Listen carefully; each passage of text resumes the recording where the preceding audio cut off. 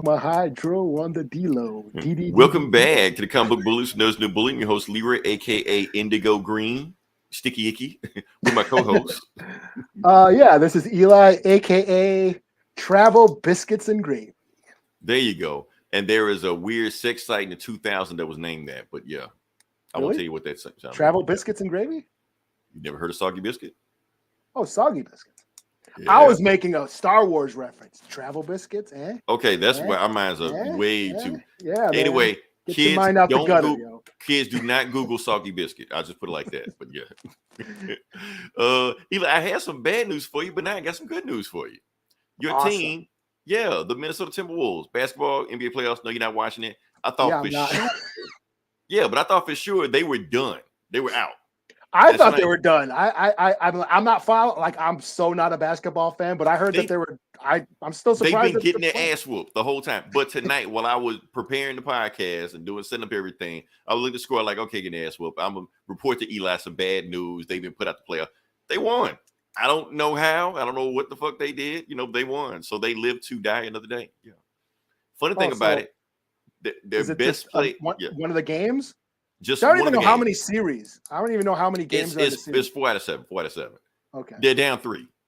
So they were about to get tonight was about to be the last game of their entire thing they've been put out, but they won. So yeah. And the best player on the team name is nicknamed Ant-Man. Oh no shit. Figured you like that, yeah.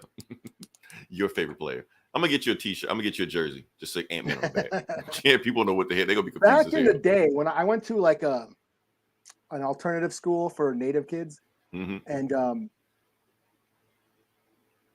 one of the Timberwolves came and visited and spoke to us. I didn't know who he was, and I can't remember. I think his name was Tony something. But he was like he was like the guy that that went against Jordan and all the other, Oh, he was just on the highlight reels getting dunked on and shit. Yeah, whatever position Jordan played, that was the one he had to face off against. Which is why nobody knows who he is. Gotcha. Yeah. Oh man, at that point you basically, if you were a guard in the 90s Chicken Joy, you were basically like a stormtrooper in Star Wars. That's basically what you were. You were cannon fodder. That's all. Yeah. That being said, let's move on. Like I said, we got to the this week was pretty awesome because now we finally had our. Well, you know what? I guess people celebrated 420 for like the first time in 3 years. Oh, that's right. The sticky icky green. Smoking on the devil's lettuce. So they got the blue one on the side. So any kind of flavor swamp thing you have, it's there. The wacky tobacco. Exactly. So that's what I think about 420. Yeah, like I said, everybody was celebrating on 420, and then on 421, your job had a random drug test. So that's what happened. So yeah, just want to say. I believe it's still illegal. I mean, it's legal in some states now. In some states, you think everybody would just legalize it by now, but nah, it's still a thing. So, let's go with it. That being said, we move on to the next part of the podcast. Yeah, now, sure. Okay, so let's get to the meat of the podcast. Jonathan Mason is still canceled. Now we have a thing on this podcast. We haven't actually done it in years, but we're going to honor this bet because Jonathan Major is still canceled. And I said, 3 weeks, a month ago, something like that, it was going to blow over in a week because Marvel lawyers were going to just lawyer up and just Men in Black and make us forget about this stuff. Turns out they didn't. Turns out we have been, it's even a bigger deal than what it was before. I'm not going to get into it. All I know is that he has been canceled from everything. His management has dropped him. His every studio has dropped him. Movie have dropped him. I think his Spotify account's been canceled. I don't know. He's done. So that's it. He can't do anything. I don't know what the fuck's going on. Took his library card. Right, everything's gone. But the funny thing is, people are like, well, what about Marvel? Well, the thing is, he still has a Marvel project coming out this year. He has Loki season 2 coming out. It's already been filmed. He's already in it. They can't cut him, so he's in it. So what he's gonna do with Marvel, we don't know. But the thing is that I said it's gonna blow over. It didn't blow over. It's a bigger deal than it was before. And matter of fact, the New York's DA is putting a case together against him. And it has like an army of women ready to testify against him. Like, oh shit. So it's about to be pretty bad. So the main point we want to take away from this is that I was wrong. So that's okay. I can be wrong once a year, but since I was wrong, I'm gonna honor my commitment because whenever I'm wrong on this podcast, there's a rule. I have to eat cheeseburger. This is from Wendy's, I think. I don't want to advertise Wendy's. But to make my punishment even more severe, I'm going to wash it down with the nastiest soda known to mankind. Dr. Pepper. You don't like Dr. Pepper? I hate Dr. Pepper. I had a bit with, even on the old podcast with Eric, I had a bit with Dr. Pepper. I had to drink Dr. Pepper. Still hate this shit. But since I was wrong, this is my punishment. So I'm going to do that. But while I'm going to eat this cheeseburger, Eli, you saw a movie. I did see a movie. Okay. So you just have enough time to review the movie while I eat a cheeseburger because it's very hard for me. Yeah, for me to eat a cheeseburger and run a podcast at the same time. So I'm gonna just let you just get it all out your chest because I already know you hate this movie, even though I haven't know. I saw the trailer, so I'm like, "This is some shit Eli would hate." Let's just see what he said to say about it. I didn't hate it. We'll see. But while you do it, I'm going to mute my. Yeah, I'm gonna mute my mic because I don't want to sound like I'm carpet munching in the background. So. All right, so we're gonna go ahead and let you get started off. Like I said, Eli saw a movie, and I'm gonna let him take it away. So let's see what we got. Okay, so yes, I got to see Evil Dead Rise, the new Evil Dead movie, the new Evil Dead sequel, and I thought it was okay. It was fine. It's just a straight up horror movie. I'm a huge fan of the original Evil Dead series. And what I like about the original Evil Dead is, Evil Dead 2 is like one of my all-time favorite flicks of all time. Like of all time. I'll put that shit up against The Godfather. Fuck Citizen Kane, Evil Dead 2, Dead by Dawn. That's my shit. And I like the zaniness, the campy wackiness, zaniness of Evil Dead. That's what I enjoy about it. The remake that came out in 2013 was more straight up horror, and so is this one. This one's more straight up horror. So it takes itself a little too seriously, which is fine if that's what and I get that people want to see a straight up horror flick. That there's really no there's bits of humor, dark humor in this, but it's more of a straight up horror flick, less about the campiness, the wacky zaniness of Sam Raimi's movies, and just a straightforward horror flick. And it was fine. It had its moments.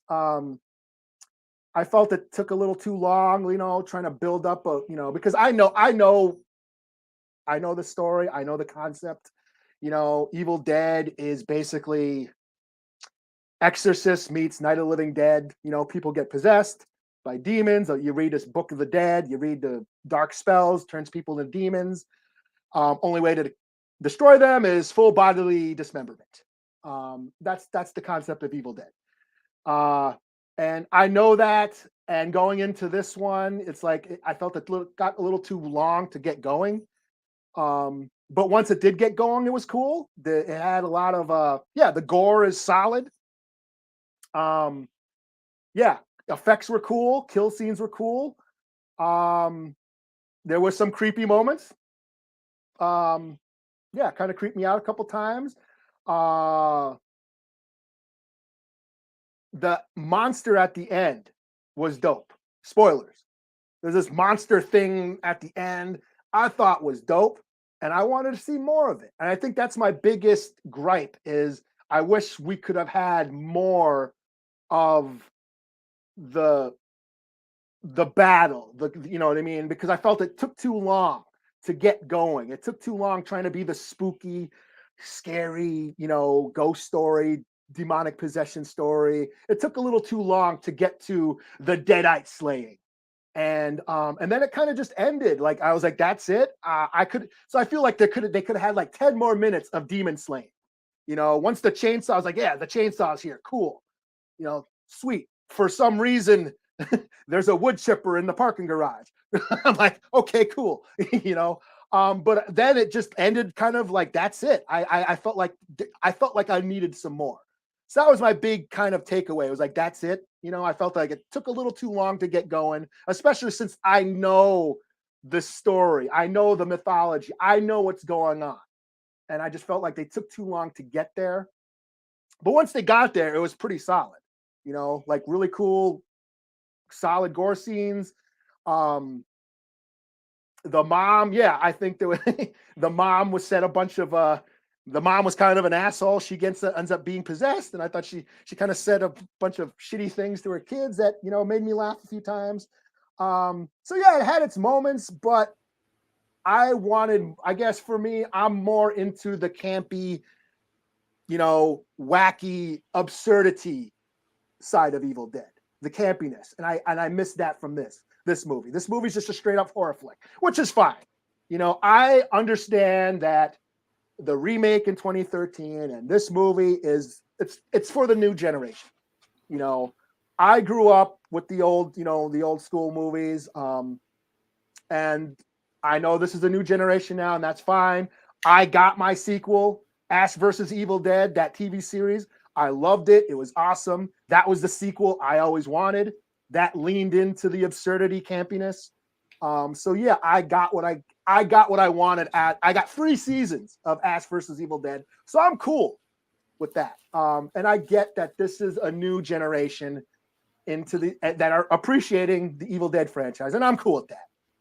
So yeah, I thought it was okay. I thought it was fine. It's a solid horror flick. If it wasn't called Evil Dead, I would probably like it a lot more. Because you had expectations. Yeah, I mean, and again, like I said, if you're a fan of the remake in 2013, you're probably gonna like this one. And my gripe about the remake and with this one is the Deadites. The Deadites don't look that cool. They just look like kind of like vampires. They got like different colored eye contacts, and they're just kind of painted white. So they're kind of like vampires. But did it still have the Necronomicon? No, that's in there. Yeah. I think I fucked the name up, but you know what I mean.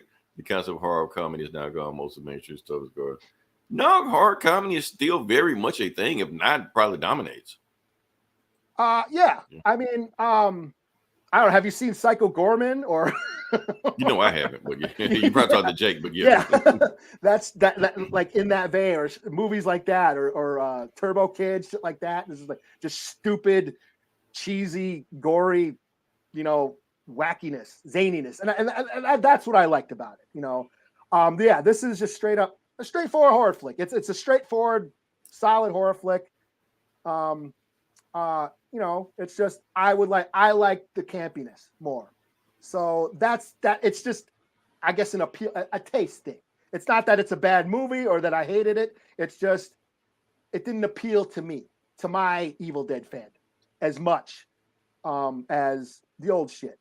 But I still had a pretty good time. Like I said, there was some parts that I cringed. There was some, again, my triggers about food. The food. I can't eat eggs now.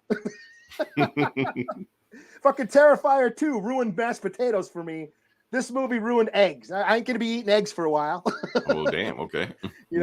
But yeah, I for the most part I enjoyed it for what it was. It's just not. It's just I would like to have seen a lot more kind of wackiness in it. It took itself a little too seriously, and I felt it took a little too long to get going. It spent too much time trying to be the spooky ghost story, demon possession, supernatural shit. And I'm like, dude, an hour in, I'm like, where's the fucking chainsaw, yo? Come on, let's start. Where's the boomstick, yo? Let's get this shit going. That's what I was waiting for. And it took a little too long to get there. And when it did get there, it was cool, but then not enough. I felt they could have used like 10 more minutes of, dismemberment. You know what I'm saying? So let me ask you this: did Sam Raimi have anything to do with this movie? Robert Tapper, Raimi, Bruce Campbell, they all produced it. So they all had their hand in it. Okay. I mean, it was fine. It was fine. If you like that 2013 one, you'll dig this one. Strobes. That's what I could not stand. The strobe lights. A lot of horror movies these days, they keep having the flashing lights and the strobes and shit. And I find they gotta have that disclaimer before they do that, warning, flashing lights. Yeah, but it's just annoying. Like I can see, the seizure warnings, but I don't have epilepsy. I just find it annoying. Like the elevator scene, the mom getting possessed. It's probably a throwback to the tree essay scene from the originals. But and plus it feels like this is more mommy horror, I guess. If the mom is the That seems to be the trope nowadays. Yes, it was borrowed. It borrowed from this movie. Not only did it have a lot of, Easter eggs for Evil Dead fans, swallow your soul, come get some, Dead by Dawn. There was a lot. Henrietta's Pizza. There was a lot of like Easter eggs in this movie that Evil Dead fans, old school Evil Dead fans will get a kick out of. But it also was borrowing from just horror movies in general. Yes, the mommy horror. Like the shit she was saying was kind of reminding me of Hereditary. And it seemed to be the new thing. Yeah. Yeah, like she was saying a lot of she was an asshole, saying a lot of shitty shit to her kids. That and Bo is supposedly both. Okay. I think we made that up. I haven't heard anybody say it, but it does seem to be a trend. The creepy old lady movie, yeah. Yeah. But yeah, the elevator full of blood, that's right out of The Shining, it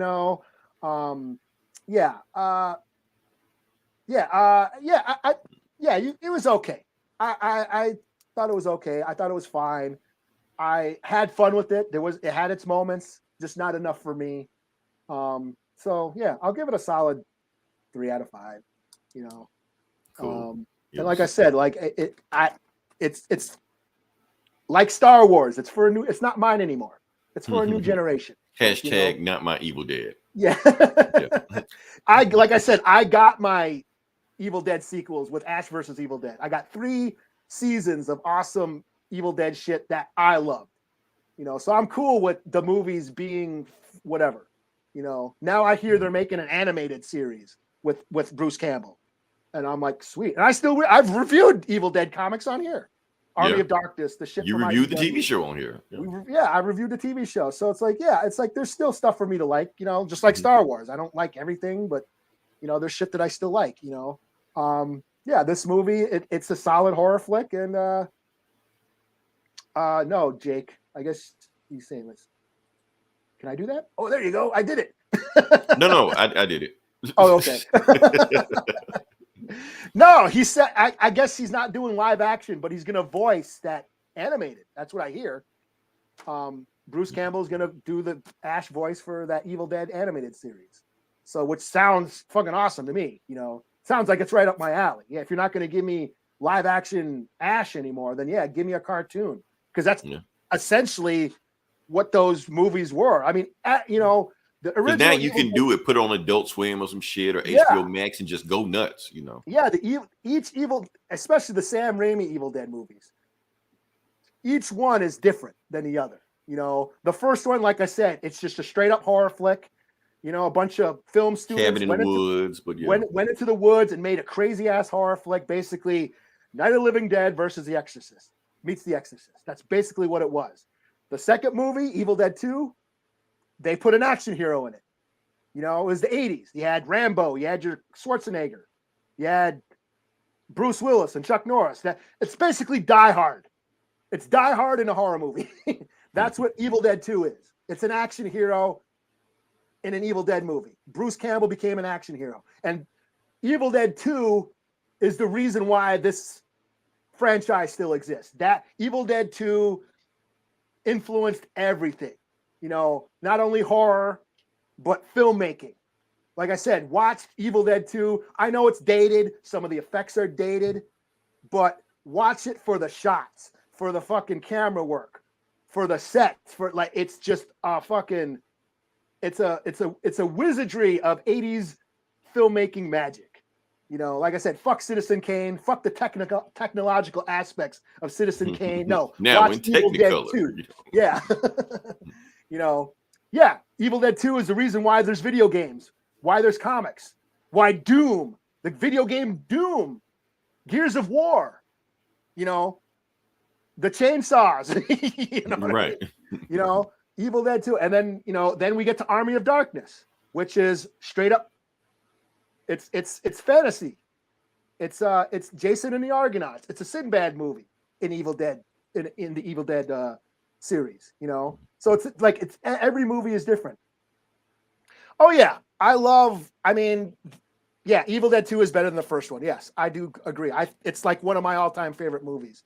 There was a theater here in St. Paul, Minnesota, where I live. Every year, like this was back when, like in the 90s, they would show an Evil Dead trilogy every year around Halloween, and me and my friends would all mob there, and every year sit through all 3 Evil Dead flicks.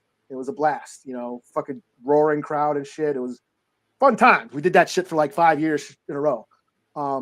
So yeah, I always loved the originals, but yes, Evil Dead 2 is my favorite. And I also considered Drag Me to Hell to be Evil Dead canon. There's Deadites in that movie, and I love Drag Me to Hell. So I know the internet wants to claim that, oh, you don't like it because Bruce Campbell ain't in this movie. Blah, blah, blah, blah, blah. No, Bruce Campbell ain't in Drag Me to Hell, and that movie's awesome. So, because Drag Me to Hell is kind of wacky and zany and fucking out there, these movies and somehow are just, still PG-13. So yeah, these movies are just straight up, lean straight into hard. Takes itself a little too seriously, So yeah, and that's fine. People like it. It's getting rave reviews from horror fans. People are really digging on it, and I think it's okay. I think it's fine. Am I going to watch it as much as the old ones? No, but I might revisit it from time to time. Maybe Halloween or whatever. So yeah. Okay, yeah, cool. 3 out of 5. You done with your cheeseburger? I've been done with the cheeseburger. Okay. I tried to stretch it out as much as I could. Oh no! I was just with the cheeseburger. I was like, oh, I just was done with it. But yeah. Like I said, I kind of figured you were going to see Evil Dead. Like I said, Quantumanium, I wouldn't expect you to see that. Shazam 2, I would have been shocked if you saw that. But this, I would have been like, yeah, Eli's gonna see this. I thought that Strange 2 was your favorite film. But yeah. Let's just. I didn't even mean to click that. I didn't even mean to click that. The baseball movie that he made. Yeah. Thank you for triggering Eli, Jake. Thank you. Oh, yeah. All right. So I was going to let you go to the next scene, but I'm going to let you catch your breath. So I'm going to go ahead and take over just for a little bit. Because as you talked about a horror movie, I'm going to switch up and talk about a rom-com. So yeah, because we're doing this podcast. So yeah. So we're going to talk about Ghosted. I'm just briefly talk about it. What people don't know what Ghosted is. That movie with Captain America and that. Yeah. And what's her name? And the other chick, yeah, it's that movie. Let's see if I can just throw the pip up. That's it. Ghosted. It's on Apple TV Plus. That's where I saw it. So I didn't go anywhere. I just watched it from there. Like I said, I got Apple TV for Ted Lasso. I did watch it the other week for Testridge. I thought that was pretty good. Well, let's check out this movie, see what it is. It's Chris Evans and what's her face in it, Emma DeMars, whatever name is. Anna something. Yeah. Yeah, her name. Anyway, they're in it. I'll give you a quick premise about it. Basically, it's a rom-com. It's a romantic comedy, but it's an action romantic comedy. He's in love with a chick. He gets ghosted. For those who don't know what Ghosted is, we'll stop the movie and just let you know what Ghosted is for people that don't know anything about, communication in the 2000s. Ghosted is if you text somebody and they don't text you back and just pretty up annoy you. That's ghosted. Yeah, it's almost like something. Oh, so this isn't a haunted house movie. Damn it. Sorry, it's not. It's using new age technology, millennial terms and shit like that. It's funny because when like his sister said, "You got ghosted," and the dad goes, "Ghosted? Yes, Dad. Ghosted is when you text and nobody responds back to your text." It kind of like back in the 90s when people used to say, "EMP? Yes. EMP means electromagnetic pulse," and then they go and explain this shit. Same thing with this. So they got to stop a movie and explain some shit. Explain internet speak. Exactly. So they got to explain this shit like that. But anyway, it turns out he does catch up with her. She's a spy. They go on these adventures and shit like that. Blah blah blah. So like that movie ends. That's it. Now, as far as what I think about this movie, this is the most mid movie I have ever seen in my life. It is just there. It's right in the middle. It's not bad, not good. It's just there. It is bland toast. It's toast without butter, popcorn without butter, seasonless chicken. It's just there. These two chicks, not these two chicks, but them. These motherfuckers were boring on screen together. I understand they're pretty people. I get that, but you just can't stick pretty people in a movie and expect them to have chemistry, expect them to just carry a movie, because it doesn't happen. They're just in a movie and just walking around like, okay, do they even like each other? Have they even met each other? Do they even hang out with each other? But everybody keeps saying, oh, they got this sexual tension. They supposed to be in love with each other. I don't see it. Sorry. That's just me. I didn't see it. So that's my thing. So what else did I see about this movie? I don't even know what I'm about to click. What am I about to click? Oh, yeah, that's what I'm about to click. They ripped the plot of this movie off from Night and Day. Don't see this piece of shit movie. Go see This piece of shit movie. I never saw that piece of shit movie either. Exactly. They're both pieces of shit movies with the same plot. Cameron Diaz falls in love with Tom Cruise. Tom Cruise turns out to be a spy. They go on adventures, blah, blah, blah. Oh, that's like Charlie Baltimore. What's that flick? Samuel L. Jackson and not the same thing. Not because Long Kiss Goodnight was awesome. Yeah, that's what I'm talking about. Yeah, that was cool. More mid than the Gray Man. More mid than the Gray Man. Jake, you gave me a Sophie's choice right there. I'll put it like this. Gray Man was bad. Gray Man was not mid. Gray Man was bad. This was mid. Either. So I'm going to put this over Gray Man. It's like if I had a choice to see one of them, I would see this over Gray Man. Gray Man, I would never watch again. That's just most boringest piece of shit I just saw. It was like it was action, but it was like numb action. And honestly, I think Ryan Gosling like a boring ass piece of shit lead actor. That's me. I know maybe I'm racist. I don't know. I don't know what it is. I just don't like that dude. You know, at least Chris Evans. Don't make you racist, man. I mean, people gonna say I'm racist. Why you don't like Ryan Gosling? Like, no, I don't like Ryan Gosling. He never played anything I like. You know, I don't give a damn if his shirt off. I don't care. Shit. You don't like La La Land? What the fuck, man? Okay, now you're triggering me. Let's keep going. Now I realize why I don't like that guy. You just said it, and I couldn't remember why I don't like it. That's why I don't like him. Anyway, I haven't seen that either. I don't plan on seeing just the fact that a white man saved jazz. Let's keep going. Is that what that movie's about? That's what the movie is about. Let's keep going. Before I get triggered. That's what I'm saying. So the movie is that they have no chemistry. They're just boring. However, there was one scene in the movie that I'll be honest with you, caught my attention. Not only did it catch my attention, this scene actually went viral and will probably be the only thing people know about this movie. People think it's better than what it is just because it wasn't seen. So in the middle of the movie, like I said, they're running away from these assassins, and one of the assassins get killed by Anthony Mackie. So Anthony Mackie just shows up out of nowhere. He's one of the it's a cameo. He's an assassin. Okay. Yeah, but he gets killed by John Cho out of nowhere. He's like, oh, he's the second best assassin, and then he gets killed by Sebastian Stan. It was just fun. It just keep ramping up. But it turns out did they just shoot this at the Disney studio? Probably did. It probably did. They just shot it there. That's it. But then Sebastian Stan gets killed by Anthony Mackie. Turns out wasn't dead. It was his last thing he did right before he died. And it was like a 10-minute scene in it. It was funny as hell. But if it's spoiled for you, probably would be funny. But that was like the only thing. And then Ryan Reynolds like show up at the end and shit like that. But it doesn't really matter. So that's the only thing people are going to talk about from this movie is that, you know, just, oh, it's a Marvel reunion and shit like that, you know, but it's really not. It was like 5-minute, 10-minute scene, and then they go back to that boring rom-com shit. That's it. So I bet you they were glad they didn't have to get into those costumes. And shit. Exactly. They didn't have to work out for like 12 months and eat chicken all day, shit like that. They basically just showed up on set, shot each other, left. That's all they did. So it was like a less than a day's worth of work. What do we got? Isn't this directed by? No, this is not directed by the Russo brothers. I've had a lot of people saying it's directed by the Russo brothers. People saying, see, the Russo brothers suck because they keep making shit movies like this. They didn't direct this shit movie. However, they did direct The Gray Man, which was a shit movie. So I give credit on that. They do have another spy movie coming out on Amazon called The Citadel with what's that Richard Maddox, that Game of Thrones dude, whatever. He's supposed to be him. So if that's bad, we need to have a conversation about the Russos. But if it's good, let's give them some credit, you know. But no, the Russos actually had nothing to do with the movie. No production, no executive producer, nothing like that. Chris Evans was actually the executive producer on this movie. So, yes, he was getting the Apple Plus money. What else I want to talk about? Now, another thing I want to talk about this movie that was kind of problematic, in my opinion. The plot.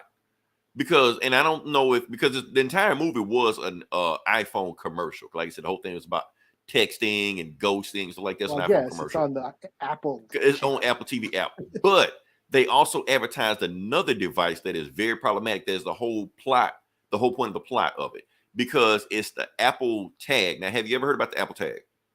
No. Okay, so the Apple Tag is a new thing. Hold on, let me see what Jake got going on right here. They got community. Are they doing the community movie? They might not be doing it. They might be getting some random dude to get the community movie. Okay.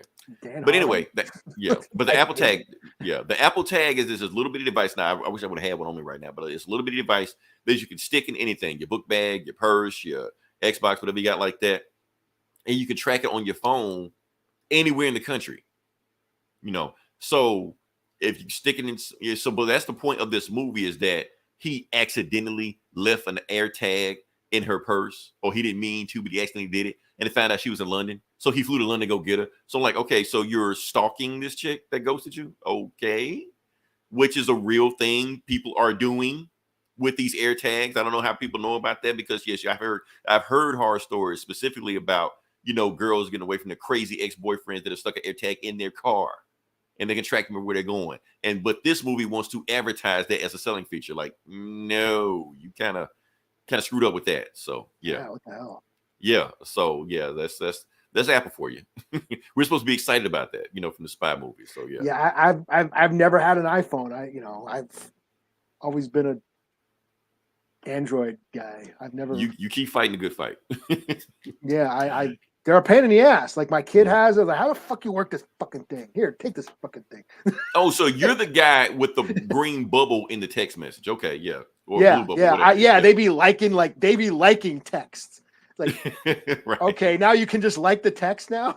Gotta check my head. No, Jake, don't do it. Don't take advice from this podcast. Like none, no matter what we say on here.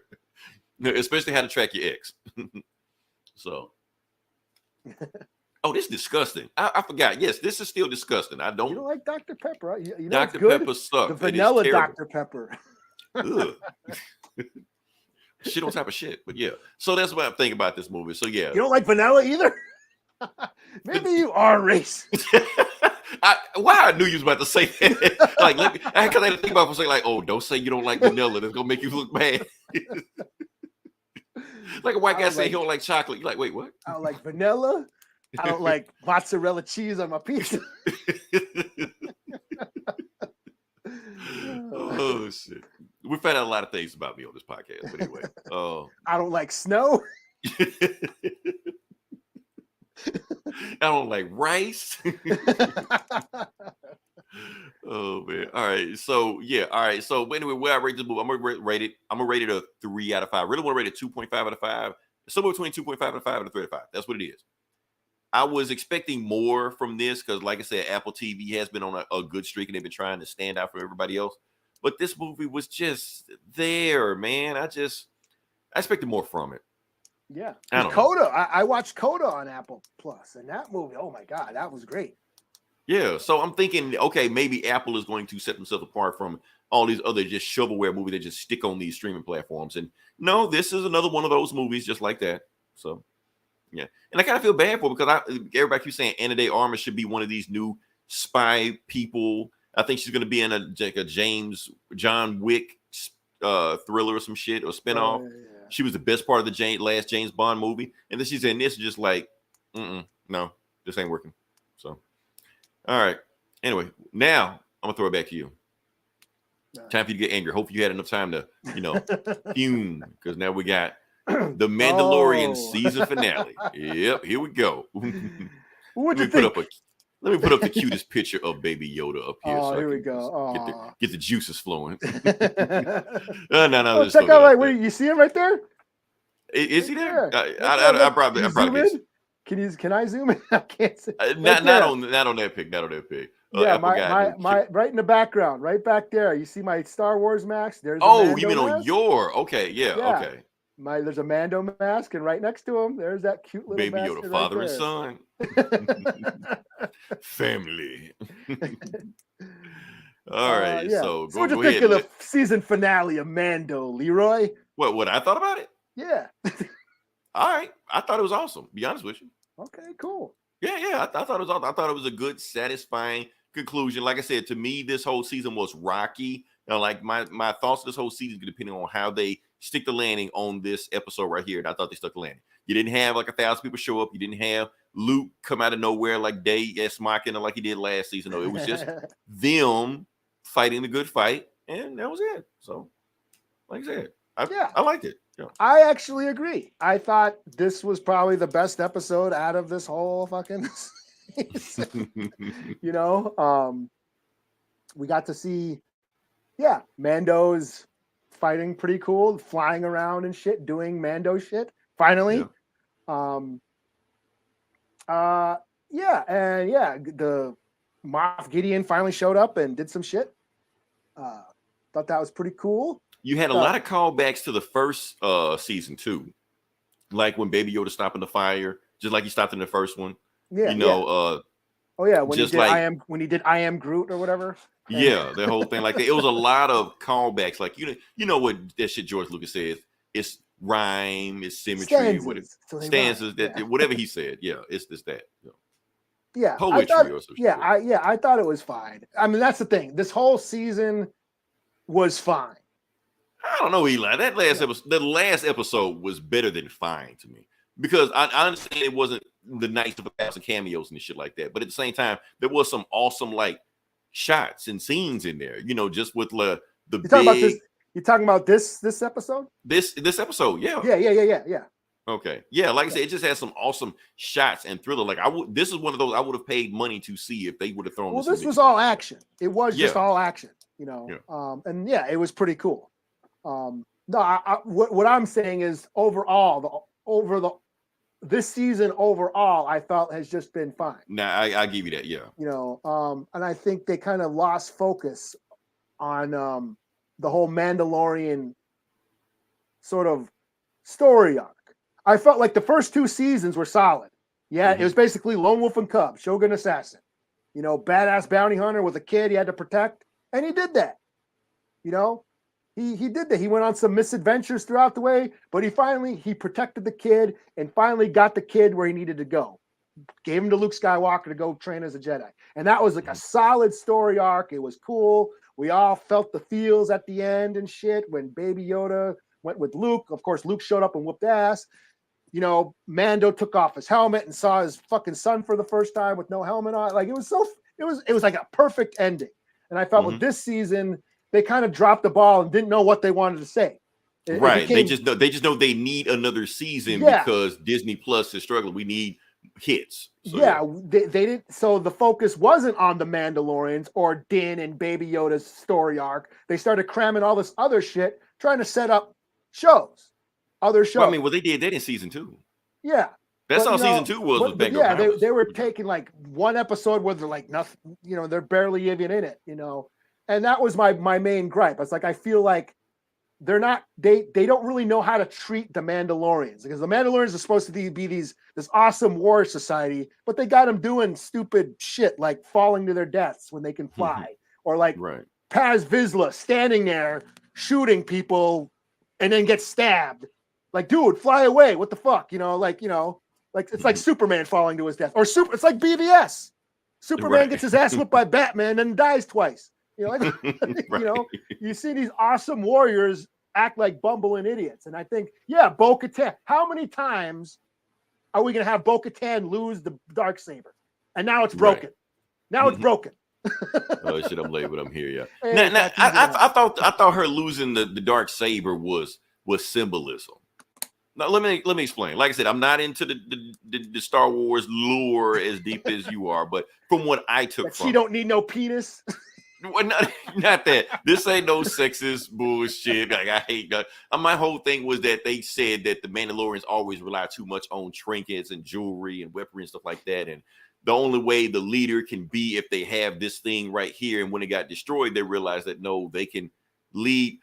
Like in either this episode or the last episode, when Mando told her, "I don't care whether you have the Darksaber. I trust you because you're you." And I think that's why people should follow her. It shouldn't not because she hold the trinket, because she's her. She's a natural born leader. Everybody should trust her to carry them the way. That's what I took from it.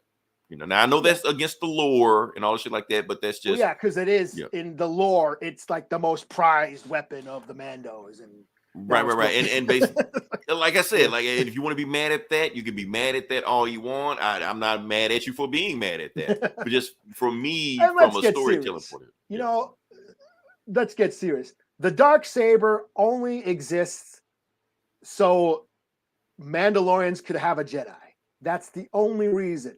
And again, I feel like they're getting too far away from the gritty outlaw crime stories that Mandalorians and Boba Fett are known for, and going and leaning more into like the traditional force wielding Jedi.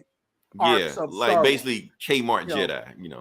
Yeah. And that's, you know, so no, it didn't. This was like the most ending, like the most perfect wrap up you can have for ending. Like honestly, to me, it felt like a series finale for me. Yeah. I mean, because I know the next show is Moff Gideon was stealing. Man, no one knows who Esteban is. T. He's going deep inside shit that no one knows about. Gonna take me 10 minutes to explain that shit. And it's not Star Wars related, so don't. It's not Star Wars. Right. But no, the next show I think is Ahsoka. And I think that's where Dave Filoni flourishes best. He understands the Force and the Jedi aspect, the traditional Star Wars storytelling. He's very good at that, so I do look forward to the Ahsoka show. But yeah, I wish somebody else was on the Mando and Boba Fett, like Brubaker or Garth Ennis or some shit. Someone who understands the gritty underworld that these stories could have been. Like Andor. Andor was like gritty and dark, and I felt like that's what Boba Fett could have been. Right.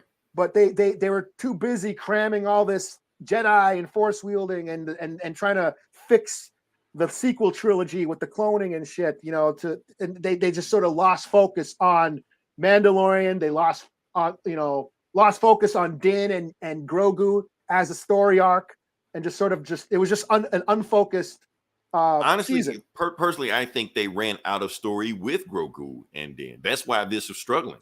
Yeah, because they were like, well, what do we do with them? Because hell, Boba Fett was Mandalorian season 3.5, 2.5. So most of the story arcs you could have had in that was there. Yeah. So now you just got them just like, okay, we're here now. What do we do? That's what I'm saying. So they suggest end this on a high note. I think season 3 was a high note, but then to end it, do not give me a season 4 of this. There's so much other Star Wars you can tell those stories. Like, give me Ahsoka, give me whatever the hell else you got. But as far as the Mandalorian, wrap it up, get done, move on to the side. No more Baby Yoda. Zack Snyder. Don't you know Zack Snyder is making his own Star Wars? That's not called Star Wars? Yeah, no, what's that shit? Rebel Moon? Rebel Moon or something? Some Rogue shit Moon like that. Rebel Moon? It's Star Wars for adults or whatever the fuck they call it shit, Yeah, those lightsaber duels. Do just smashing pumpkins and shit. Yeah. Yeah.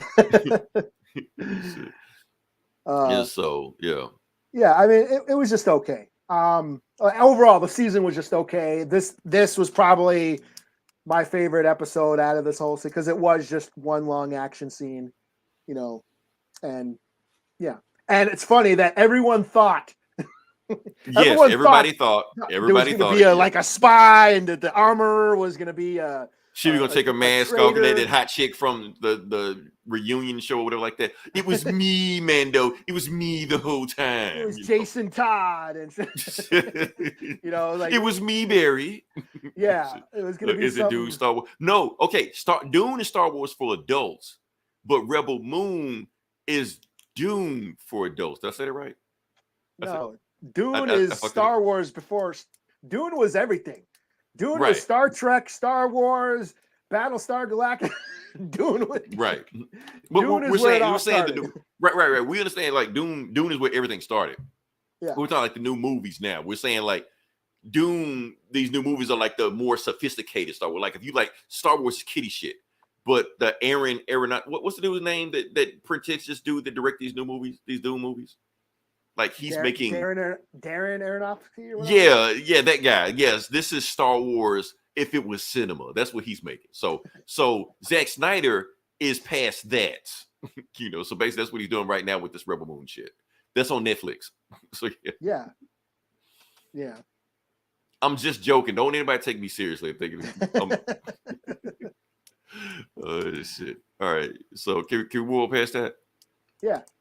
I need to know what we have next. Okay. Let's just transition. Let's move on to the next thing. This is what I want to talk briefly about something that I want to talk about. Okay. So we're going to talk about Snowfall. Yeah. We talk about Snowfall. A show I've never seen. I was watching the first season, but then I fell off. Yeah, apparently it's the greatest show of all time. I don't give a fuck. Right. Yes, shockingly, I started watching Mayans instead. So yeah, I've been hearing good things about that. But yeah, shockingly, I'm one of the only black people on the planet that have never seen the show before. Shocking nobody. But yeah, but that's not what I'm going to talk about. I don't really care about that. All I want to talk about is the star of the show. No, not that guy. Shit. Fuck. I fucked myself up with that. Eat another cheeseburger. Okay, damn, I ran out. I'll bring one next week. Yeah, but I didn't mean to talk about him. I meant to talk about Damson Idris. That's what I meant to talk about. His name is popping up a lot in the Marvel circles and shit like that. The reason his name is popping up and shit like that because Snowfall ended. That's why I want to talk about it, because Snowfall ended. It's done. Now, since Jonathan Majors got in all this trouble and shit like that, and he's got his library card canceled, and everybody's coming after shit like that. Can I say something really fucked up for a second, Eli? About Go ahead, man. Jonathan Majors? Okay. Yes. I got to put a disclaimer. Let me put some disclaimer right now. Okay. Yes. So here's what I say. I'm not going to click on what Jay going to say right now. But my thing is this. Okay, so everybody's going by Jonathan Majors. They said he got in trouble with this woman, and we don't know what happened with the woman. We don't know the whole factors behind it. But everybody seems to be saying the same thing, even though we don't know what the woman's name is, what the woman looks like, who she is, anything like that. Everybody's saying the same thing. Fucking around with the white women. That's it. So my thing is this. We don't know what she is. We don't know what color she is. I'm muting my mic. So now you're going to put up the views of Leroy do not reflect the reviews of Eli. I'm just saying. That's my whole thing right there. You in there. You are in there. Hold on. Let me get fuck around with them white women. Que no hable. No, no. You can't be Mexican now. You already said you were 5 episodes ago. Rest in peace. Yes, rest in peace. John Siegel said he made this show. Yeah. But that's my whole thing is that I'm just saying that I'm thinking we're taking it too far. We don't need to assume that. We don't know what is going on with that. We need to go down that road. That's all I was trying to say. You know. Back to what I was saying. Damson Idris. Okay. Now, like I said, this guy, awesome actor. Even though I didn't see Snowfall, I did see some clips of Snowfall. He was awesome. Saw him in some other stuff, other Snowfall. Awesome actor. And people saying that he needs to replace Jonathan Majors. I'm like, no, he don't need to replace Jonathan Majors. He need to replace T'Challa. This is your T'Challa right here. And I understand people keep saying, oh, you got a whole lot of list of black people that could do this. No. No, you don't. You don't have a whole list of black people. You don't have a list. Stop naming people like Michael Jai White and all these other motherfuckers like that. You just naming whack ass people that can play them. No, this is your only choice right there. That is your Black Panther right there. That is your T'Challa. So Marvel, now that Snowfall is over with, get the guy on the phone right now, call him, and that's it. Matter of fact, not only that, Eli, I talked to, like, they recast T'Challa. I talked to the creator of that. He signed off on it. So yeah. Now I'm not gonna tell you what the guy's name is. I want you to think I'm in like some kind of secret Illuminati for black people. But yeah, that's the guy right there. So Damson Idris, get on phone with him. And another thing why you need to put him on there, because here's the thing, Marvel. A lot of black people think that you killed T'Challa on purpose. Those are hands. I thought that was a burrito. I didn't know what it was.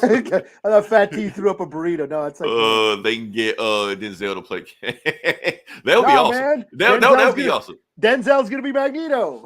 Exactly. Can't. You're right. You can't. But now Denzel is Kang. Now I'm thinking about it. I don't hate it. I don't hate that. Denzel is Kang. I don't hate it. But yeah. No. But yeah. Bokeem Woodbine as Kang. No, he's already in Marvel. What is he in Marvel? He was in one of the Spider-Man movies. He played the Shocker. Oh, that's right. Yeah, well, one of the Shockers. Yeah. But yeah, that's my whole thing. Donald Glover. He was in the same Spider-Man. Yeah, but that's movie. A different universe. That could be a variant. It could be a he just swap variant. over it. Yeah, it's bigger. You just do whatever. Hell, bring Jonathan Majors back to say, hey, no, it was my evil version that choked it. Oh shit! All right, let's move on past that. Okay.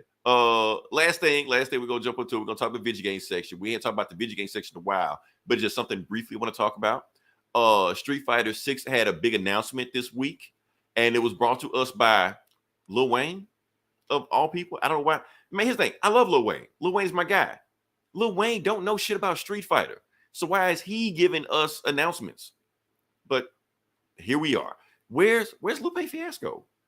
He actually was in Street Fighter tournaments. Got his ass kicked, but he was in them, you know.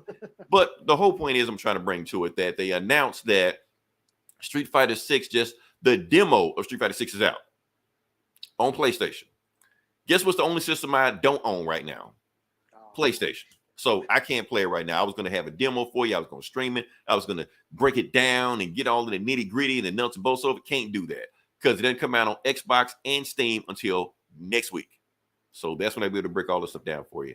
Don't worry. I'm going to go balls deep into all the mechanics and what I see and all the burns and the range. Exactly. 2 frames here and 3 frames and all. I'm getting into it. We going there, but can't do it till next week. So until then, I'm avoiding all video footage because honestly, I don't even know if I'm even sold on this game.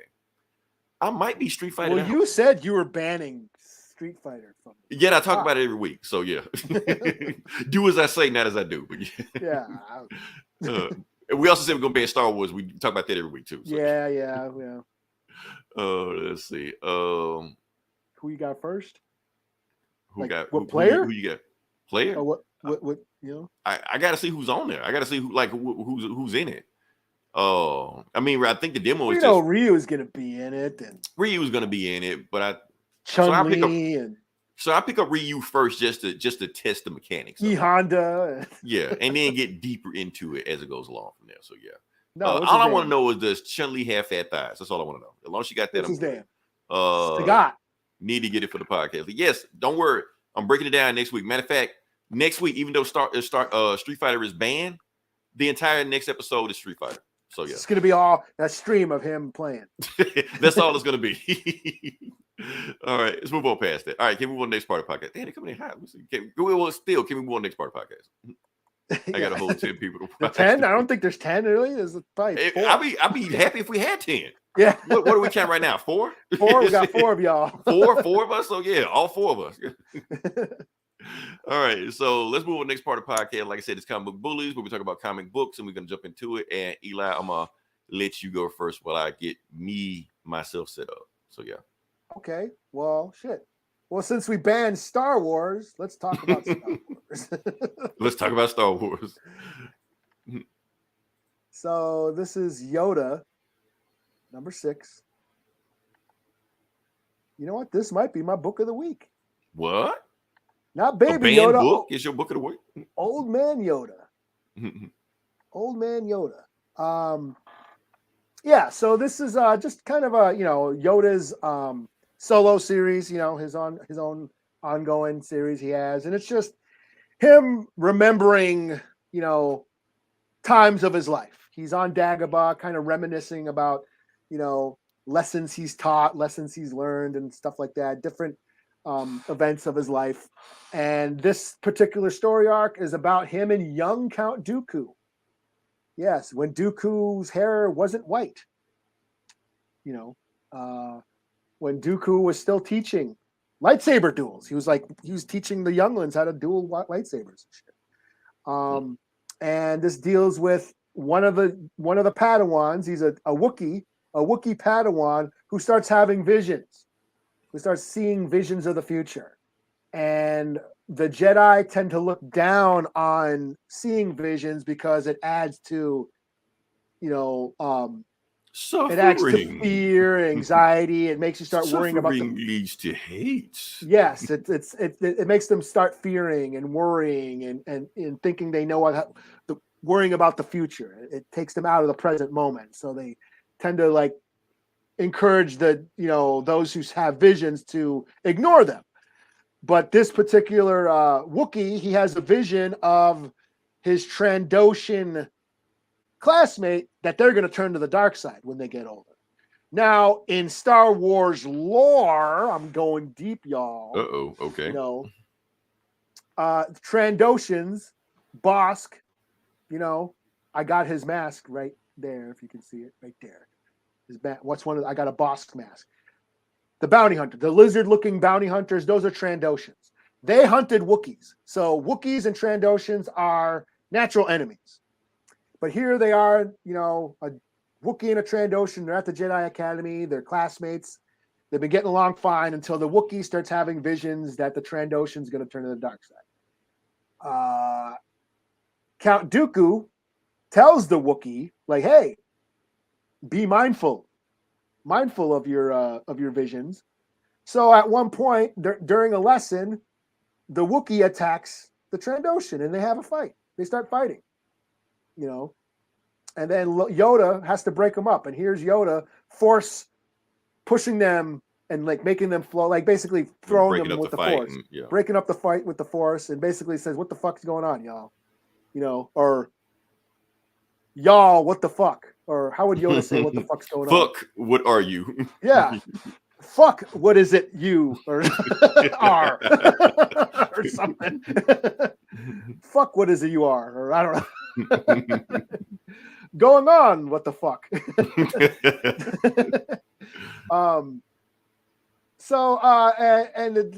They explain, I'm having visions that this guy's gonna turn evil and shit, and they're like, I ain't turning evil. And they have an argument and shit, and like basically, like, you're the one who attacked me. What are you talking about? You're going evil. And so, and it's just him trying to, break him up and explain, explain that your visions should, again, it makes you worry about the future. At the end of the book, the Trandoshans ends up going off with Count Dooku on a mission. And that's where Yoda's saying, this is where I failed her. I shouldn't have let her go on that mission with Count Dooku. And this is where I failed her. So I'm sure Count Dooku started planting shit in that Trandoshans and probably turned her towards the dark side. Because, we know what happened with Count Dooku. So, no, I thought this was pretty cool. This is a pretty solid story arc. Yoda trying to be cool and teach his students to walk in balance with the Force, but they're worried about old prejudices are coming up. Is this a vision that he's having, or is it just like a dream? A dream that he's having. Thought it was pretty cool. So I get a 4 out of 5 in this. And this, like I said, this might be my book of the week. Cool. All right. So next book I'm going to do, and I didn't even get the thing set up. Not my book of the week, but is a book I am obligated to do. So we go ahead and knock this out. But I'll be honest with you, I didn't hate it. I kind of like it. Yeah, this is Bishop War College #3.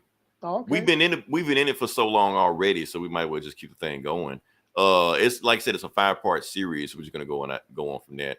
For those who don't know, yes, this is Bishop that's going to another alternate universe, Earth 63, where he goes against the Black X-Men, and even the cover of it is Bishop versus Bishop. So let's get to it. Eye against eye. Exactly, eye against eye, looking in the mirror. My enemy is my enemy, or some shit. So yeah, so basically, Bishop on Earth 63 is a nerd. So nerd Bishop. So he's like.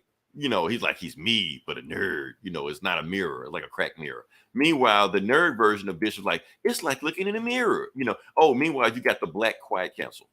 So yeah, Krakoa's black, everybody's black, like that, everybody looking at him, stuff like that. And they don't trust Bishop, but Professor X. Oh, and they got evil Mr. White, black, albino Mr. Sinister. I guess wouldn't matter because he's sinister. So he's just looking like he looks fascinating. You're like, don't even think about it, Sinister. Oh, it's still black, so that's cool.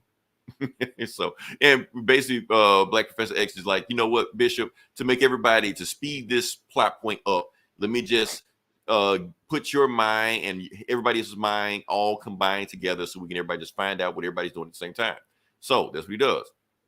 So Professor X combined the two Bishops' minds together with everybody in Quiet Council, and you can see on Bishop's side, like, his world is all fucked up. He comes from a dystopian planet and mutants hunting him, and he's been hunting mutants and all this shit like that. Meanwhile, Nerd Bishop is all sunshine and rainbows and everybody's getting along, and he's teaching class, and he's it's basically two different sides of the coins.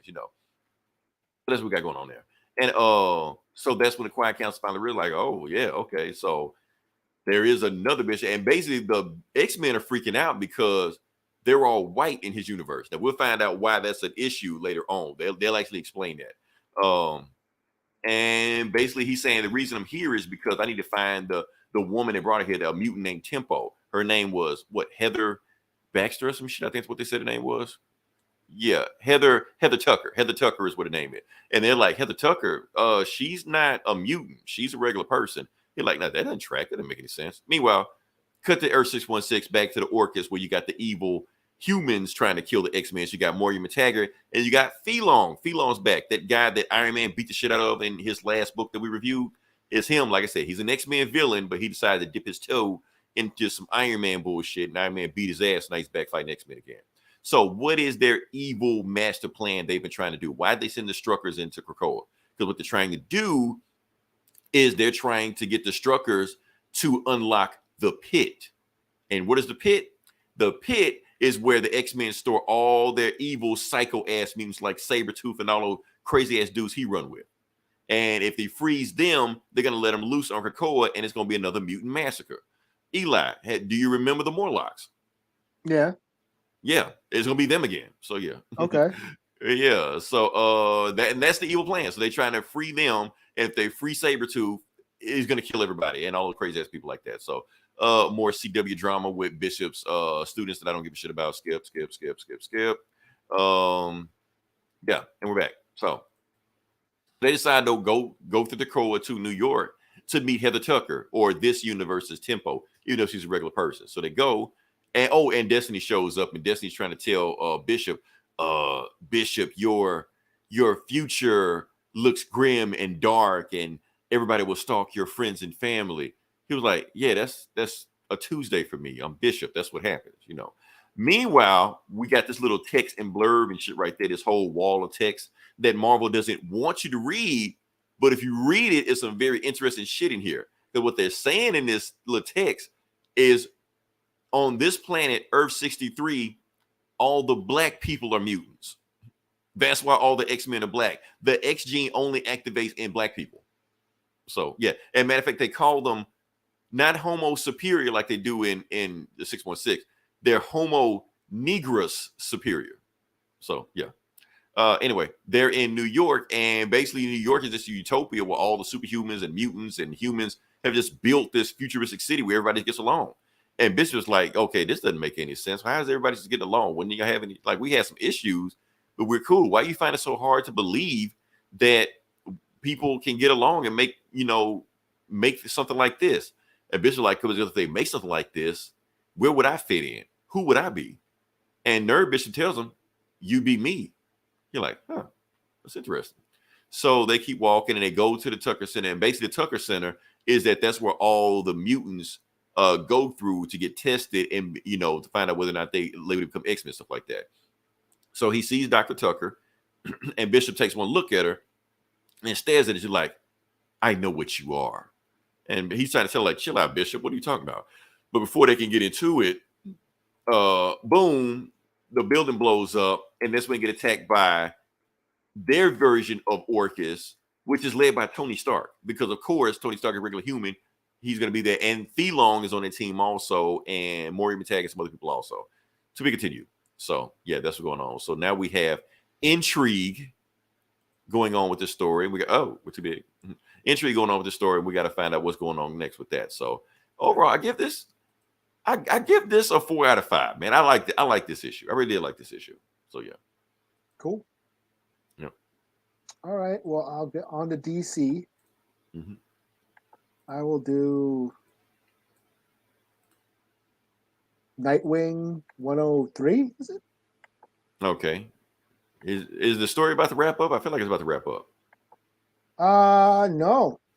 No? Okay. No, not that I know of. They're good. They're going wacky now. Okay. Because I know that Teen Titans book's supposed to start sometime soon, but like it's not even started. Yeah. So this is a continuation. So what's been going on is Blockbuster sold his daughter's soul to Neron, what's his name? The devil guy from. I want to say Necron. I mean, DC has so many devil guys, but I want to say Neron. Necron. I want to say Necron, but it might be Neron. Or it might both be in DC. Yeah. Necron, I don't know. Something like that. That guy. So Nightwing and the rest of the Teen Titans, they go down to hell to basically go, get the contract back or whatever, or basically, save her soul. They get to hell, and I guess a bunch of my chair went back. The lock came off.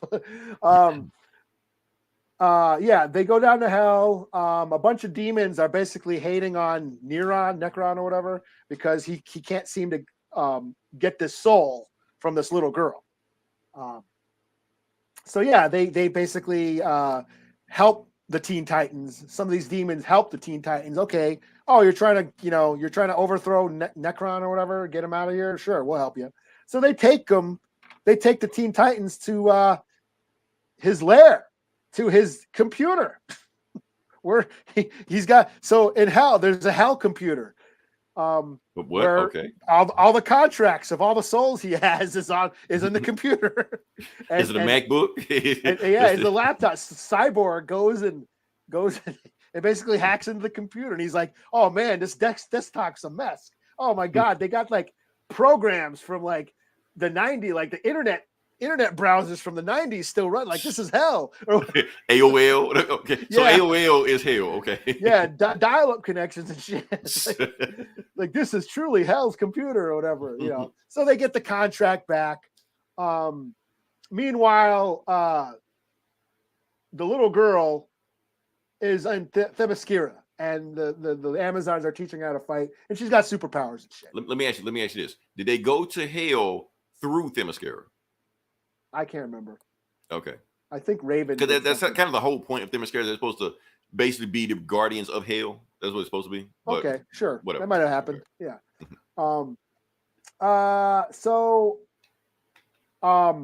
But basically, Nightwing finds out like, hey, there's a way out of this contract, because Blockbuster was her parent, but then he gave her up. And Nightwing, Dick Grayson, basically became her guardian for a little bit. So he's legally not her guardian and can't sign over her soul to the devil, because technically that's not how that works. Nightwing is her guardian. So that makes the contract null and void. So he says this to Necron or Neron or whatever his name is. And he says, "Oh, well, if you give me that girl's soul, I will give you what you always wanted. I know you're the only human on the Teen Titans. You ain't got no superpowers. Well, I will make you Super Nightwing." And this is and then he even gives him a glimpse of the suit. And here we see it, Super Nightwing or Super Wing or whatever it's called. He's going to be Nightwing with Superman powers.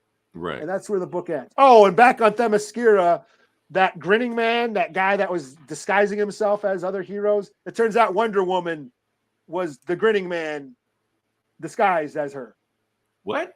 Yeah. Okay. So that they're about to fight. So there's a bunch of it's kind of a cliffhanger. That's where the book ends. And I thought this was just okay. This is just okay. I would have thought like a trip to hell would have been a lot more eventful than just Cyborg hacking into Well, the thing is, it's a Teen Titans book disguised as a Nightwing book. Yeah. They're supposed to be two different things. Yeah. Because this definitely sounds like a Teen Titan. Like, this is shit the Teen Titans did all the time. But when you want Nightwing, you want gritty street shit. Not And I just thought, the trip to hell was just them going to hack a computer. So I guess that's why it's losing me. Like, why don't you just jump to Teen Titans already? Because if you just named this book Teen Titans, I would be all over this. Yeah, like the same story, just everything. So yeah. So I thought fuck it, I'll give it a 3 out of 5. I won't be too mean. Nightwing with Superman powers. What the hell? Yeah, but every Robin has Superman powers. Damian had Superman powers at one time. So. Bulletproof and shit. It didn't last long. It was just a thing they did. So, Nightwing. I'm not Nightwing. Red Hood was like popping venom pills with like Miraclue in him, and he was like super strong, beating up shit. So yeah, it was a New 52 thing. It didn't last long. What do we got next? Oh, next book I got is Superman. Let's do Superman. I did read this. Superman 3? Cool. Okay. Oh, The Quest for Peace. No, that was Superman 4. No, that was 4. That was 4. That was the one where Superman 3 was Richard Pryor. 3 and 3 was Richard Pryor, yeah. Which, in my opinion, was the worst one. That was worse than 4. But yeah. I kind of like 3. I don't know why. 3 was terrible, man. We could do a commentary on them, but I don't want to get into it. I liked when Superman fought each other. When Superman went evil and shit. That seems awesome. Not even gonna lie. One of the saving graces of that movie. Where's the thing? There we go. Okay. So yeah, like I said, this is part 3 of Night of the Parasites. This is where Superman is fighting a whole army of parasites trying to stop them before they get out of not Mississippi. Metropolis. I'm projecting, sorry. Oh yeah. So let's just parasites in my neighborhood. Right. All right, so let's just get to it. Let's see what we got. All right, so book starts off.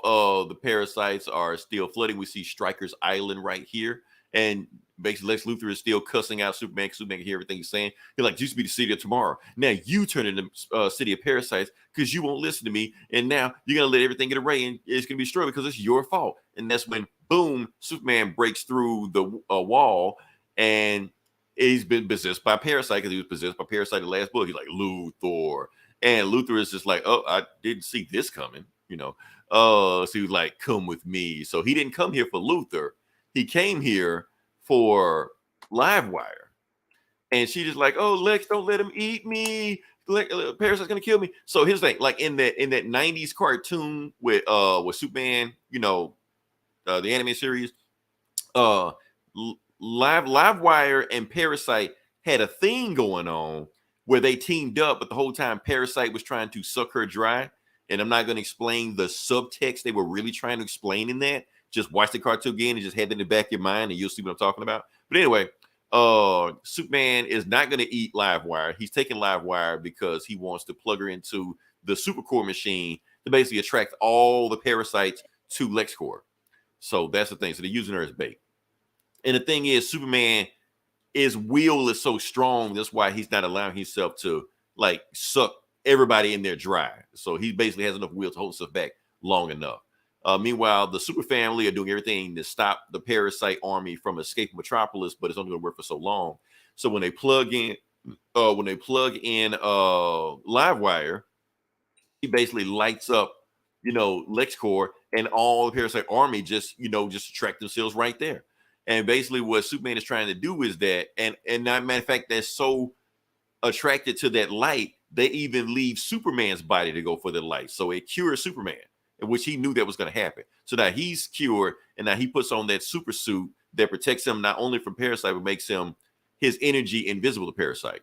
See, like what I'm trying to do is trying to get the real Parasite here, and he spots the real Parasite. We know it's the real Parasite because he got a mouth.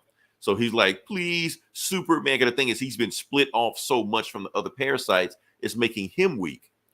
So what he does, he jumps on Superman and snaps a little bit of his energy, but it's enough energy to make him strong enough.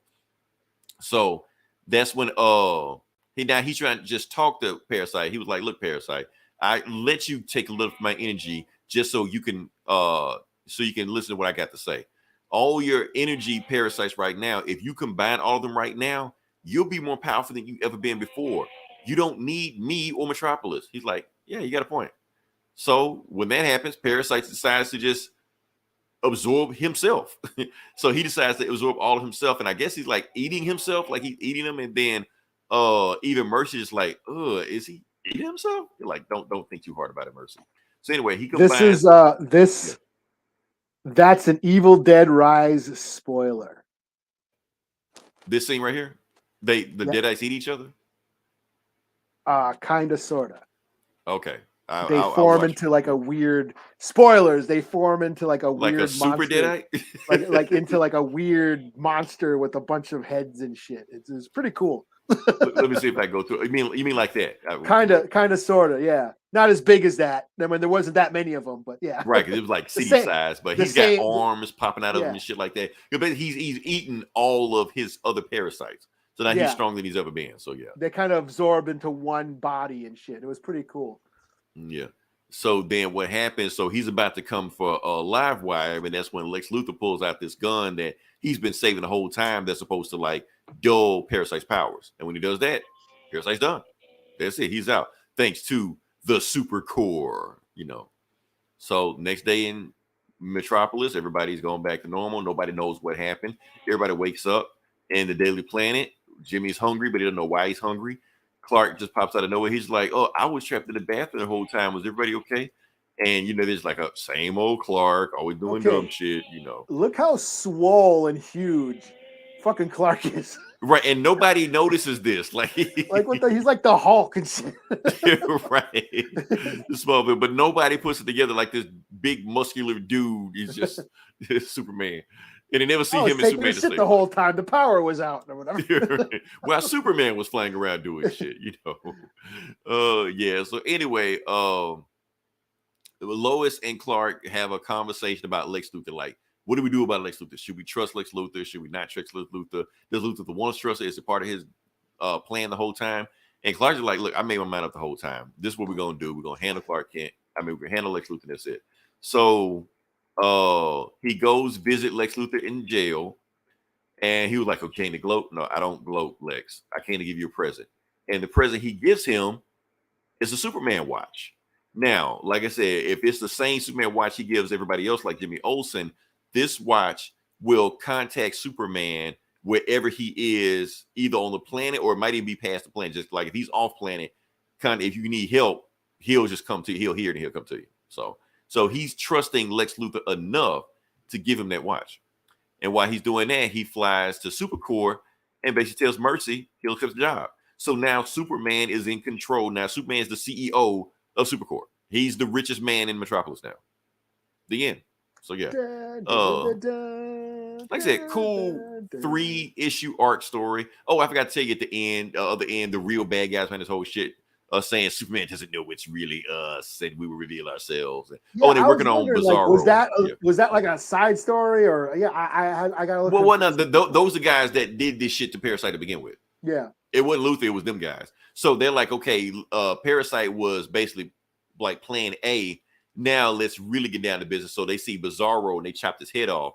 Then they're gonna put, fix Bizarro. But in the meantime, they see Silver Banshee. So I guess the next is gonna be Silver Banshee, but she's gonna be like powered up and shit like that and fight her. So yeah. There's like an after credit sequence. Yeah, basically it was after credit scene. So now you gotta stay after the credits in the comic book now. So because I thought, a bonus story, and then okay. You're like, technically it's a bonus story, but it's part of the story. But it was only like 1 page or 2 pages or something. Yeah, like 2 pages, but like I said, they're the real bad guys behind the whole thing. Yeah. So yeah. All right. So overall, I'm like, it was a strong 4 out of 5. It was 4 out of 5. Like I said, it wrapped up this.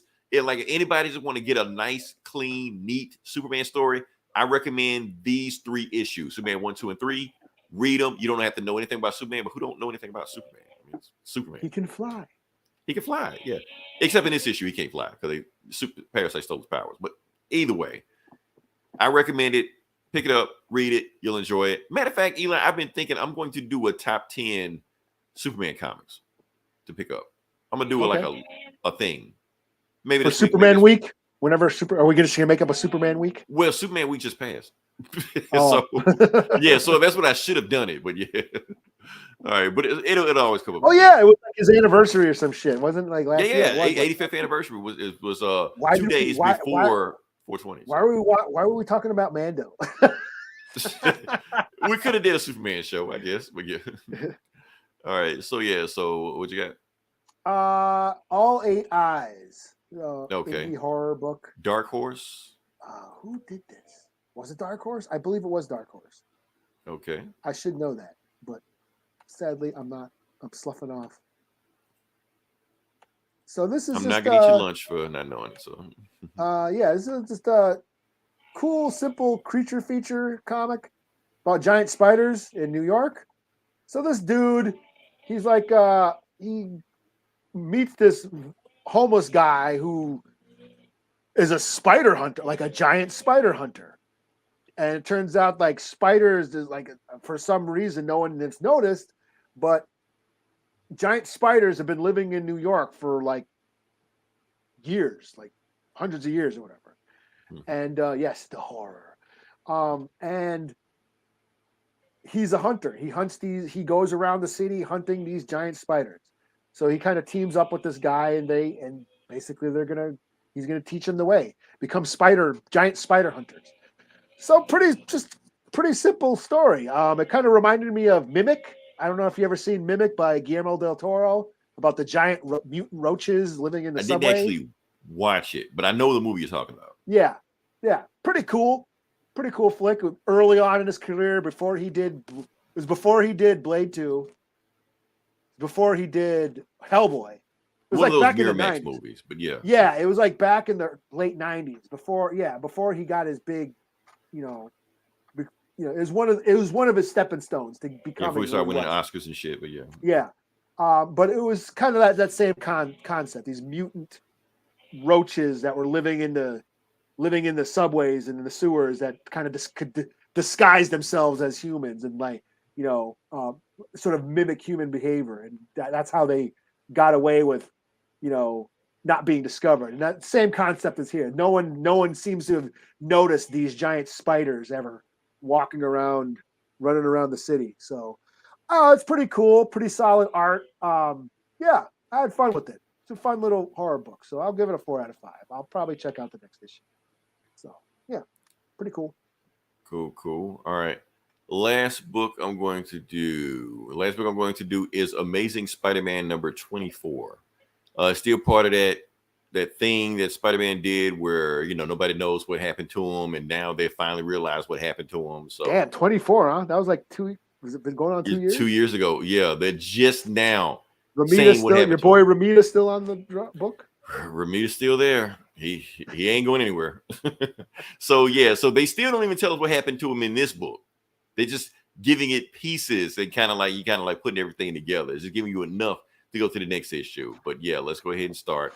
We actually missed like the last 2 issues of what was going on between that. I don't really care. All I know is it happened a year ago. At least we know this what happened, what went down between him and the Fantastic Four. So Fantastic Four in the new run, in this run, hates him.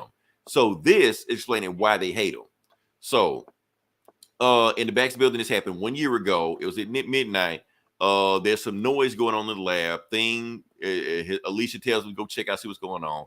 But he just assumed Reed is in there just doing some science shit. So he's just like, this is a good excuse for me to just go fix a sandwich. And since Reed is in there just making a bunch of noise, she won't hear me making a sandwich. Meanwhile, that's when Reed and Sue just show up and they're like, they just came back from somewhere else. And they're just like, wait a minute, if you just came back, who the hell's in your lab? So he goes to your lab and things see Spider-Man, and Spider-Man just look, I was just looking at it. He was like, what the hell? Get your hands off that mini fusion reactor. Yeah, that thing. Get your hands off of it. And then he sprays himself with like gasoline and shit like that. Spider-Man hops out and Reed's just like, Peter, what the hell you doing? He was like, I need this thing, this fusion reactor. He was like, well, why don't you just ask me? Well, if I asked you, would you have gave it to me? Like, no. Exactly. So he wears him in the face and then keeps moving. Johnny sees him and Johnny just goes after him. But while Johnny goes after him, he actually like ignites the gas on Thing's hand and it burns him up. And while Sue puts her thing on to stop from going, and Spider-Man's just like, you guys haven't been doing this for a long time, have you? Don't you know fire is dangerous around other people? You're like, Pete, don't do this shit. Don't make me fuck you up. So he blasts him, and Johnny thinks he did a little bit too much. He's like, oh no, did I kill Spider-Man? And Reed is just like, do you see a body? Like, no. Well, then he's still out there. Go get him. So Johnny goes after him. But meanwhile, okay, so we got to explain this. A year ago in the Fantastic Four run, Dr. Doom did some weird shit to him because Johnny cucked him because he slept with his wife. So he made him so he couldn't turn off his fire powers. So he can't track him in the subway. So Peter got away. And he went all the way to New Jersey. What is in New Jersey other than this mysterious figure right here? Norman Osborn. Norman Osborn is in there. He's been dealing with Norman Osborn for a while. And he's building some kind of time machine thing that goes between realities or some shit, whatever the fuck. They build him shit. And that's why he need all this weird shit he's getting from Stark and Reed Richards and Moon Girl and shit like that. He's stealing technology from them to build this machine. So he puts Peter in the machine and he teleports him out of there, and Peter is warped to another reality. and he's out of there. And meanwhile, the person that was standing the whole time was, let's go to it, Kamala Khan, Miss Marvel. And she's like, why the hell is Spider-Man working with the Green Goblin? So this is a mystery that will be explained a year later. That's why nobody trusts him. She probably ran back and told all of the super people like Spider-Man is colluding with the Sinister Six. Meanwhile, Spider-Man is going through the multiverse, and he's going back to that guy that sent him back in the past to begin with. And right before that guy steals him, we see Mary Jane with some other guy that's bleeding out of his stomach. Before he gets stabbed, that's when Spider-Man shows up, fights this guy. But this guy is way stronger than he was before now. So right before he's about to kill Spider-Man, he gets stabbed in the stomach. And he's like, oh, this is my destiny. He was like, damn right, this is your destiny. And it was that guy. And so this guy is the same guy that Mary Jane is married to in today's time. And they got kids like that. And he's like, kids. And Mary Jane's trying to tell him, Peter, you've been gone for a long time. Like, really? And that's when the dude says, yeah, because these are our kids. And they're like, well, what? To be continued. Dun, dun, dun. Family. So, yeah.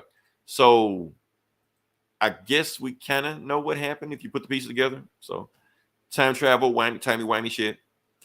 And in the meantime, Mary Jane had a family. So, yeah. Okay. Yeah. Have you seen that Spider-Man, it's like that Craven cover? It looks dope.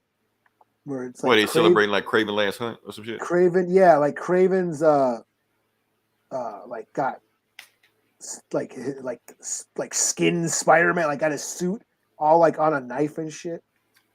By Maria Lopez, that one artist, Maria Wolf Lopez. Mm-hmm. I'm trying to find it. Here, what's this? Can I get this up? I mean, it's probably like some big anniversary of Craven Last Hunt. That's probably why they're doing all those. It's probably like a bunch of variant covers. Wait, let me see if I can. Blah, blah, blah. This window? No. Chrome tab? This? No, this. Well, this is. I can't. It's not full screen, but that's cool. Load up. What do we got? Huh. Let me see. You see that? Can you see? Yeah. That? Let me take the thing off. Let's see. Interesting. Okay. I was trying to see if it was like a homage to another cover. It almost feels like homage to like that Venom cover back in the 90s. It almost feels like that. Rebirth. The lot. Oh, so this is a story. So not a variant cover. It's a story. Yeah, it's a variant to a story. Yeah, The Lost Hunt. April. The Lost Hunt. Okay. I just thought that was a pretty cool early ass cover. Okay, cool. I'll check it out. So, I mean, like I said, they probably celebrating something Craven's Last Hunt. Probably like the sequel to that. So it's probably going to be a big thing. They probably like rolling all the red carpet for it. So definitely check that out. Kind of reminds me of that Venom cover from the 90s, but yeah. Yeah. Any more books or? No, I'm booked out. Oh, well, cool. Like I said, if you listen this long, just like, share, subscribe. I know we went all around the world, talked about every damn thing we could, even though there was nothing happened this week. We made something happen. So yeah, I don't know what's gonna happen next. Oh, next week, all Street Fighter. Eli wants to be in the corner, smoking a cigarette, eating cheeseburger. I guess. No. Yeah, like I said, if you and I appreciate everybody checking us out. Listen to this 30 seconds. We appreciate you. Yeah.